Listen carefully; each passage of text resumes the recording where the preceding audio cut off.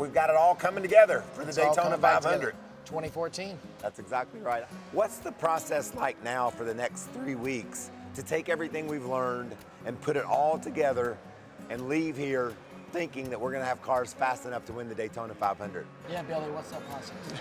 Well, much like it is for every week, you just have a little bit more time to do it. And like you said, there's extra detail that goes into it. But majority of it has been done now. Like you said, we've been tested, and the goal of the test is try to knock through your biggest items.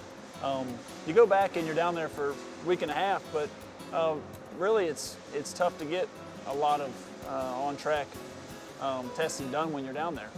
So much of it is focused around the races, qualifying race, and you have qualifying the first week. And so it's good that we had the test down there already, and we're kind of just going through the finishing touches right now. And Brian, for my case, I used to love the time leading up to Daytona because I knew everybody was putting all the effort they could into the car.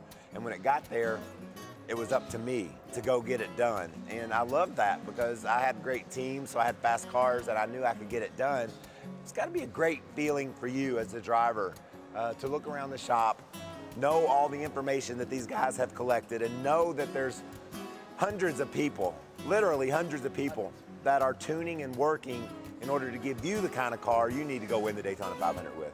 No, it really does. It means the world. I mean, having the support of, obviously Billy leading this team and yourself as an owner and all these incredible employees, and they're busting their butts. I mean, you look around this shop and there's a lot of amazing equipment, a lot of amazing cars, and obviously the support of Aaron's that gives us the ability to do all this.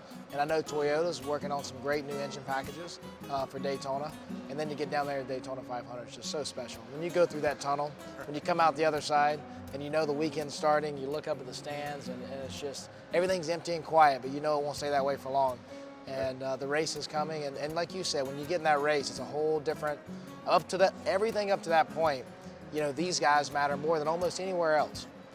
But once the green flag drops, it's up to the driver to go get it done. Yeah. Right. I love how history teaches us lessons.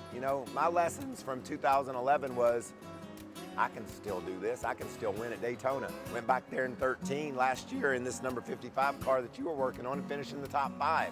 And you learned, Twice. Yeah, twice.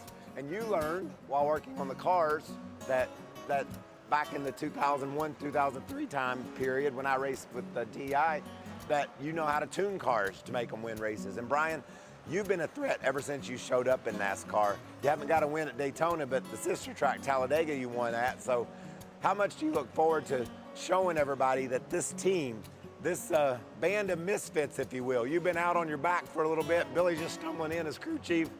How are we going to show everybody we're going to win the Daytona 500? oh, I can't wait. There's just something special about that race, and to not been there for 2 years, I can assure you, I am the hungriest driver down there. After going through everything we've been through as a team and everything I've been through as an individual, and thank you for the support. From yourself and all our partners and Billy and everybody just going through this whole thing. I mean, I just want to go down there and win so bad for you guys and this team. I just can't stand it.